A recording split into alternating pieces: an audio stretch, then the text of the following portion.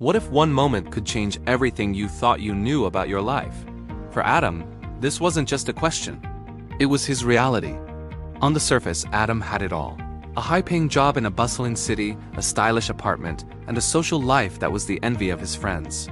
He was climbing the corporate ladder, always pushing for the next promotion, the next big deal. He believed success was measured in dollars and deadlines. But deep down, a quiet emptiness was growing. A feeling that something crucial was missing from his perfectly curated life. He just didn't know what it was. Then came the rain. It was a Tuesday evening, and Adam was driving home late, his mind already on the next day's presentation. The rain was relentless, turning the highway into a slick black mirror. Suddenly, a flash of headlights, the screech of tires, and a gut-wrenching impact. Time seemed to slow down and stretch out. He remembered the surreal quiet after the crash, the smell of rain mixing with something metallic, and a single chilling thought. Is this it? In those moments, suspended between one breath and the next, none of it mattered, not the promotion, the apartment, or the bank account. His life didn't flash before his eyes. Instead, he saw all the things he hadn't done. He saw sunsets he'd missed because he was stuck in the office, phone calls to his parents he'd postponed, and a dusty guitar in his closet he hadn't touched in years. Waking up in a hospital bed was like being rebooted. The physical injuries were significant, but the real damage was to his old way of thinking. The silence of the hospital room gave him something he hadn't had in years. Time to think, truly think, without distraction. The near-death experience wasn't a terrifying memory.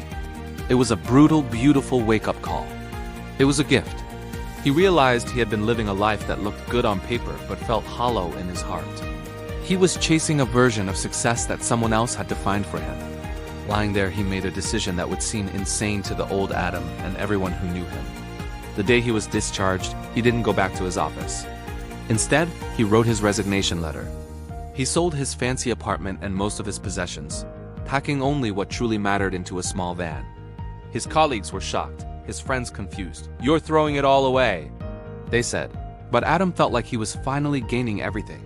He wasn't running away from his old life. He was running toward a new one that was authentically his. His destination wasn't a place on a map, but a feeling of purpose and connection.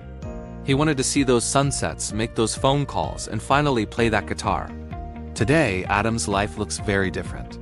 He's no longer a high-powered executive. He spends his days traveling the country, working odd jobs to get by, and meeting people from all walks of life. He writes songs on that old guitar, songs about his journey, about the beauty of second chances. He volunteers in small communities, finding joy in helping others. He's not rich by society's standards, but he's never felt wealthier. His story is a powerful reminder that it's never too late to rewrite your script, to redefine success on your own terms. It teaches us that sometimes you have to almost lose everything to realize what truly matters. What would you change if you were given a second chance?